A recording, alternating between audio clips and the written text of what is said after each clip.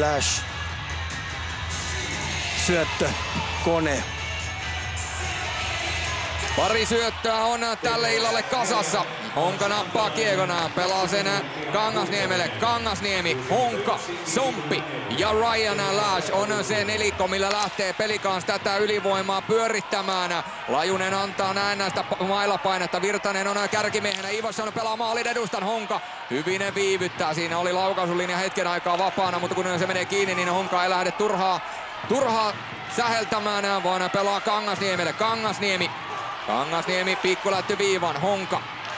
Kangasniemi.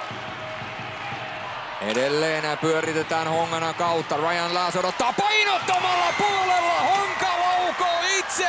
Ja Honka laukoo Pelicansin voiton, kun 2:26 ja ottelun jatkoaikaa jäljelle. Ja näin ollen tuo rangaistus, minkä TPS ottaa jatkoajalle, se maksaa järjettömän kovan hinnan. Ja Pelicans voittaa tämän ottelun värikkäiden vaiheiden jälkeen ratkaisijana. Julius Honka debyyttiottelu Pelicansissa 3 pinnaa ja 2 pinnaa joukkueelle mukaan.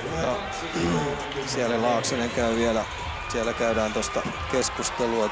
Kyllähän kun ajatellaan Hongan laukaus, niin just siihen paikkaan. Tuo on paha peskari peittää, saada toi väli kiinni, toi kilpikäden kainalon saada liimattua sen. Et jos sä sit pidät sen kiinni ja se vetääkin kulmaa, niin se on vähän näitä valintakysymyksiä. Toi on sellainen välimatka, mistä toi Honka pääsee ampumaan, että sun on vaan peitettävä mahdollisempaa. Se on niinku aika mahdotonta reaktiolla ottaa, että se tulee niin lujaa. Se tulee reippaasti yli 100 toi ranne. No sehän se on.